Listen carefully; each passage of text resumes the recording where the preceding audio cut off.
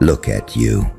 Still standing, still breathing, still carrying scars nobody clapped for.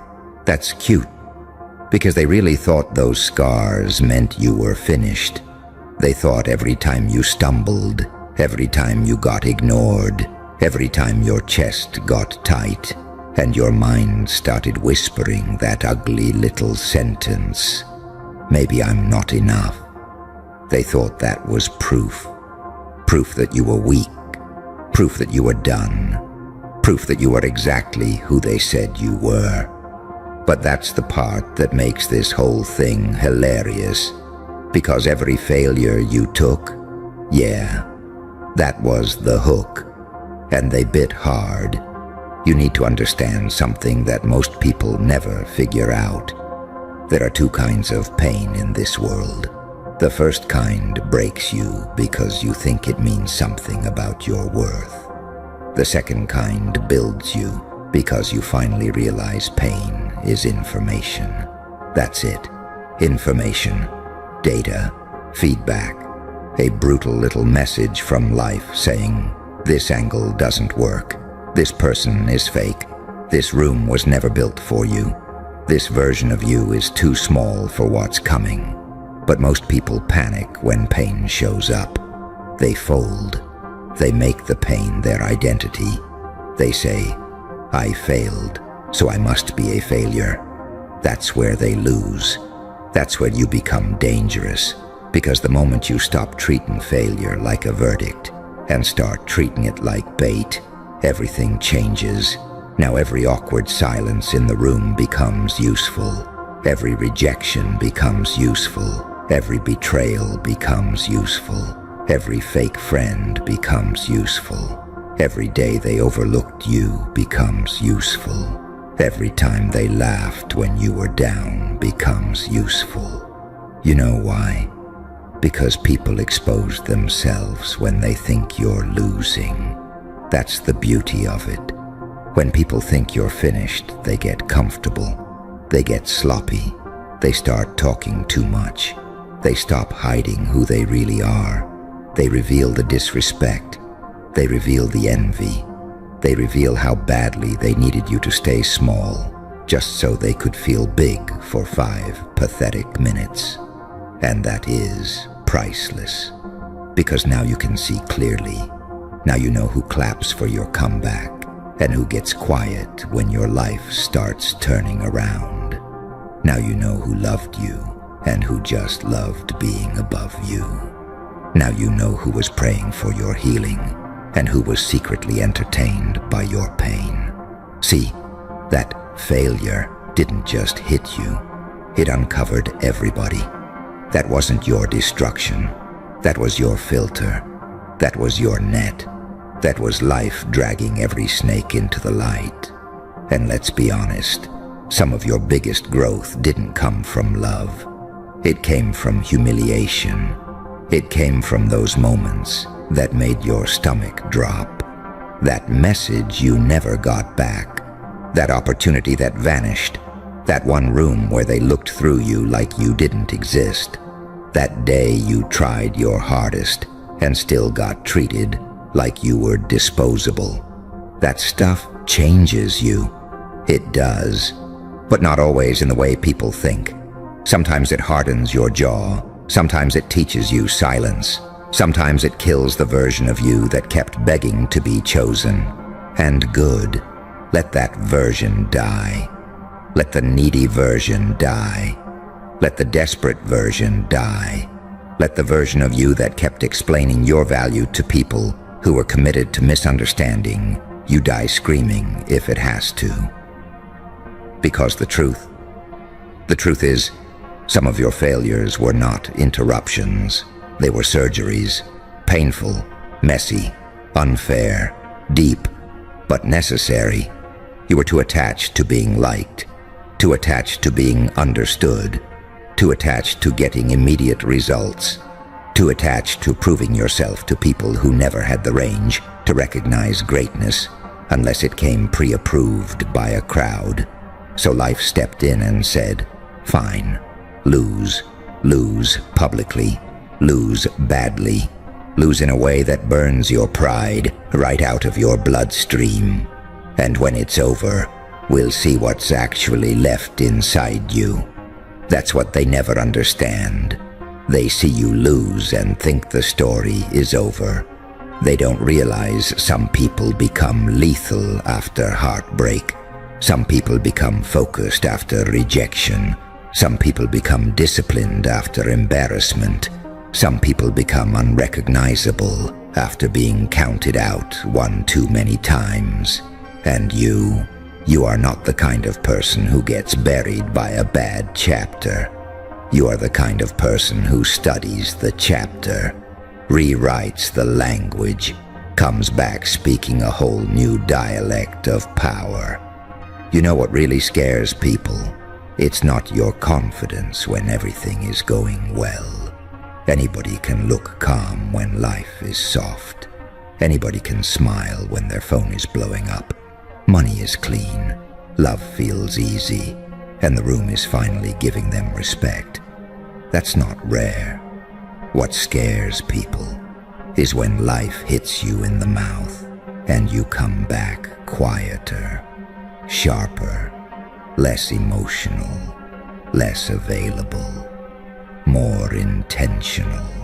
That energy terrifies them because now they can't read you the same way. Before, they knew exactly how to manipulate you, ignore you a little, and you'd chase, disrespect you a little, and you'd over-explain, delay your progress a little, and you'd start doubting yourself. But once failure teaches you to sit still in the fire without flinching, once pain teaches you how to detach from applause, once rejection teaches you how to build your own lane, now the game changes. Now you become the one thing they can't control. And people hate what they can't control.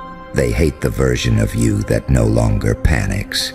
They hate the version of you that doesn't need immediate validation. They hate the version of you that learned how to turn loneliness into focus. They hate the version of you that stopped announcing the plan. Because now they can't track your process. Now they can't sabotage what they can't see. Now they can't tell whether you're rebuilding, plotting, healing, or about to flip the whole table. That mystery, that silence, that is power. And let me tell you something ugly. A lot of people never wanted you to fail once. They wanted you to stay there. That's the part nobody says out loud. They were fine when you were struggling, fine when you were confused, fine when you were insecure, fine when you kept second-guessing yourself, because your uncertainty made them comfortable. Your hesitation was their peace. Your low self-esteem was their favorite version of you. Why? Because a doubting version of you is easier to stand next to. A shrinking version of you makes mediocre people feel tall. A wounded version of you doesn't threaten fake kings and counterfeit queens. But the second you start waking up, the second you stop apologizing for your ambition, the second your eyes get colder and your standards get higher, now suddenly they think you've changed. Of course you changed. Pain has a way of editing people, especially when the pain was earned through loyalty, especially when the wound came from a place you once called home, especially when you gave your all and still got played like your heart was some kind of joke. That kind of pain doesn't leave you innocent. It leaves you aware. And awareness is dangerous, because now you notice the little things. The late reply full of fake warmth, the compliment with poison hidden inside it, the energy shift when you start doing better, the weird silence when you mention your goals, the subtle irritation when you stop settling for crumbs. You see it now, all of it. That's what the failure gave you. Eyes, not just ambition, not just discipline, vision. And vision changes everything. Because once you can see clearly, you stop begging broken systems to validate you. You stop standing in rooms that drain your spirit. You stop trying to convince people to love you right. You stop shrinking your voice so insecure people don't feel uncomfortable. You stop calling disrespect a misunderstanding. You stop calling bare minimum effort potential. You stop romanticizing things that are slowly killing you. And this is where you become a problem, a real one. Because now your pain has turned into pattern recognition. Now your heartbreak has turned into discernment. Now your losses have turned into instincts. Now your failures have become this twisted little superpower. You walk different now. You can feel nonsense before it even speaks. You can smell fake support before it puts an arm around your shoulder. You can hear envy hidden inside celebration. You can sense when someone is only nice because they still think you're beneath them.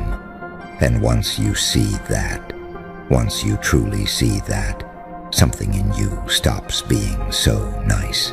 Not cruel, not bitter, just done. Done over-investing in people who clap with one hand and compete with the other. Done watering dead relationships. Done handing your softness to people who treat tenderness like weakness. Done acting like every loss means you should lower your expectations. No. Some losses are invitations to become stricter. Some failures are proof that your old methods are expired. Some endings are just life refusing to let you build your future on a rotten foundation. That job that didn't work out. Maybe it wasn't your dream. Maybe it was your training ground. That relationship that wrecked your sleep and made you question your worth. Maybe it wasn't love. Maybe it was the final lesson you needed so you'd stop confusing attention with care. That season where nothing was moving and your whole life felt delayed. Maybe you weren't being denied. Maybe you were being sharpened in private. Because there are things success can never teach you. Success can make you lazy. Success can make you arrogant. Success can make you trust the wrong people. Because everything feels warm when the sun is out. But failure teaches you what survives in the dark. Failure reveals character. Failure strips performance. Failure shows you whether your discipline was real or just cute when it was convenient. And listen carefully. That season where you had to fight your own mind every single day, that counts. That season where getting out of bed felt like dragging a body uphill, that counts. That season where nobody checked on you and you still found a way to keep moving, that counts. That season where you had to smile in public while privately trying not to collapse, that counts. Do not let anyone reduce your survival to something casual. Do not let anyone act like your comeback will be lucky. Lucky? Lucky? You think this is luck? No. This is what happens when a person gets tired of bleeding for free. This is what happens when somebody takes every insult, every delay, every betrayal, every cheap dismissal, every night of self-doubt, every ugly cry, every silent prayer, every closed door, every moment of being underestimated, and turns it into fuel so dense it practically glows. That's not luck. That's alchemy. That's dark work. That's you taking poison and teaching your body to turn it into fire. And the best part, they helped build it. The ones who lied, the ones who left, the ones who switched up, the ones who only believed in you when it was trendy, the ones who disappeared when you needed them, the ones who smiled in your face and doubted you in private. They all contributed. They all threw a little extra weight on your chest. They all added another brick, and they thought those bricks would bury you. But some people don't get buried by pressure. Some people build stairs out of it. That's why your pain has to become purposeful, not performative, not something you keep posting to prove you're deep, not something you repeat forever so people excuse your bad habits. Purposeful. It should change your standards, change your schedule, change your circle, change your habits, change your tolerance for nonsense. Because if pain teaches you nothing, then it was wasted, and your pain is too expensive to waste, too sacred to waste, too personal to waste. You paid for these lessons with real tears, real time, real trust, real disappointment. So stop spending your wisdom cheaply. Stop giving endless access to people who have shown you their ceiling. Stop reopening doors that almost destroyed your mind. Stop treating your healing like it's negotiable. Protect the version of you that fought to survive. Respect the version of you that kept going with no audience. Honor the version of you that learned how to keep a straight face while their whole inner world was being rebuilt from scratch. Because that version of you is not weak. That version is forged. You know what makes this whole thing even funnier? The same people who laughed at the early version of you are going to study the finished one. The same people who dismissed your vision are going to act confused when it starts working. The same people who thought you were too emotional, too much, too ambitious, too intense, too weird, too damaged, too late, too broken. They're gonna call your transformation sudden, as if you didn't bleed in silence for it, as if you didn't spend nights wrestling your own thoughts like a war nobody could see, as if you didn't have to drag yourself out of mental places that would have swallowed weaker souls whole. They only call it sudden because they weren't paying attention to the construction. They didn't see the discipline stack. They didn't see the boundaries harden. They didn't see the mindset shift.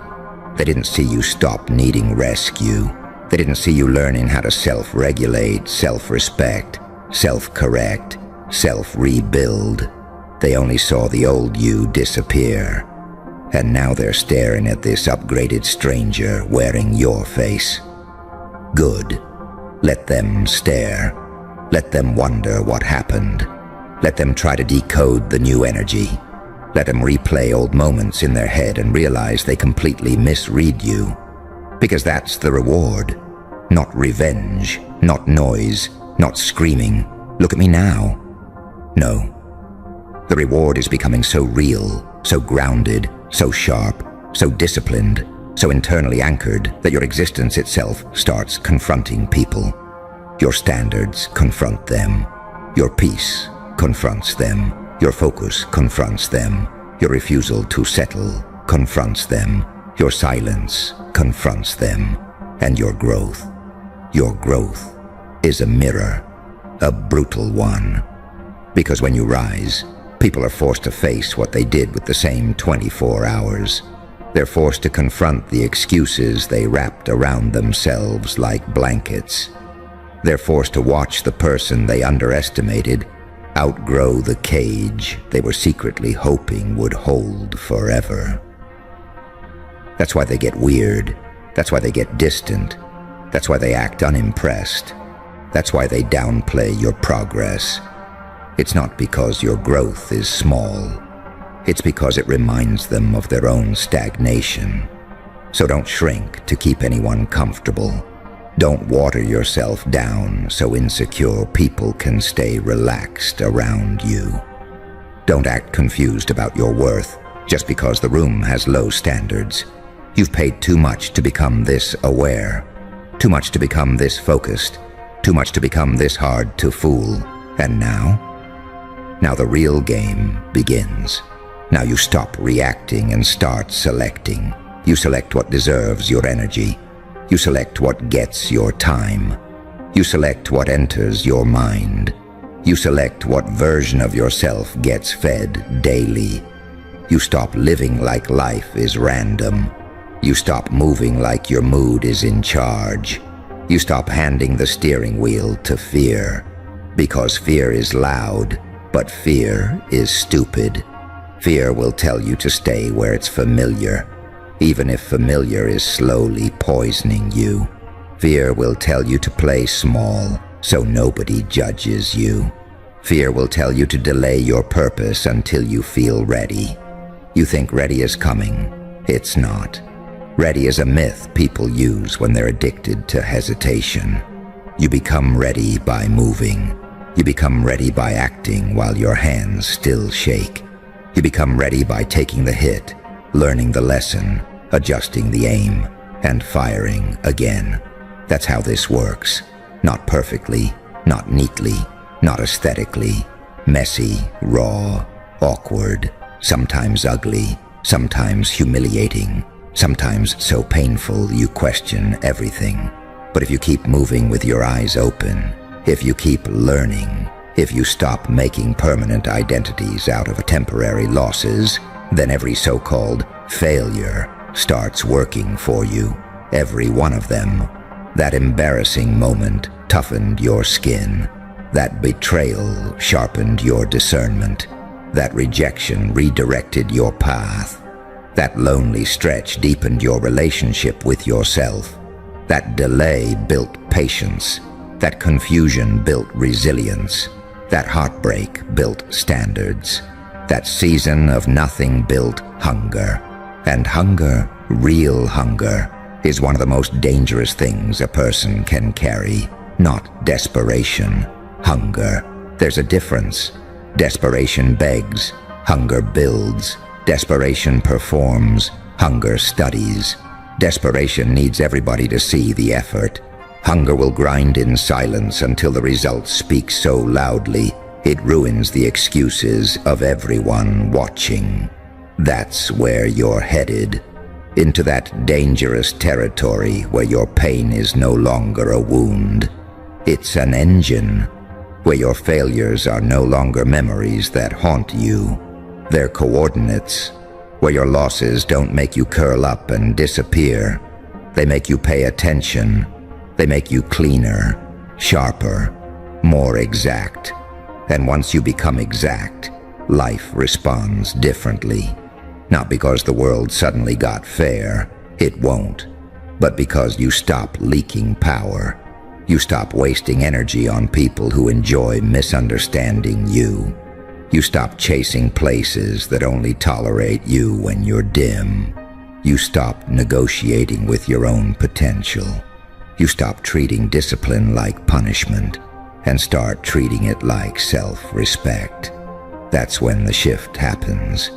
That's when what used to break you starts boring you. The disrespect that once crushed your confidence now just reveals who's cheap. The rejection that once had you spiraling now just redirects your feet.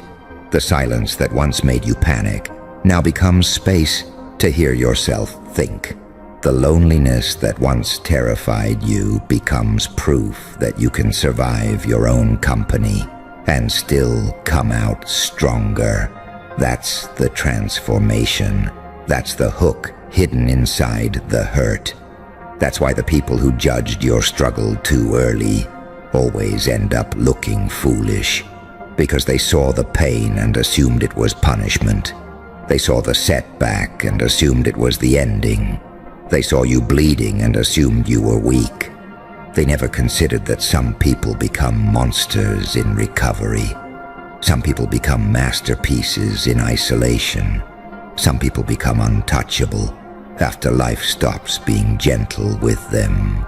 And you're right there, right on that edge, where the old version of you can't survive much longer, where your excuses are getting thinner, where your tolerance for fake love is dying, where your inner voice is getting less scared and more honest, where the part of you that used to beg for permission is starting to laugh. Because now you see it. Now you see the pattern. Now you see that every hit had information in it. Every fall had direction in it. Every humiliation had hidden training in it. Every loss had eyes inside it. And the whole time they thought you were drowning, you were learning how deep the water really was. The whole time they thought you were crumbling, you were shedding dead weight. The whole time they thought you were failing, you were studying pressure. The whole time they thought they were watching your downfall. They were standing exactly where the hook was buried, and they bit hard.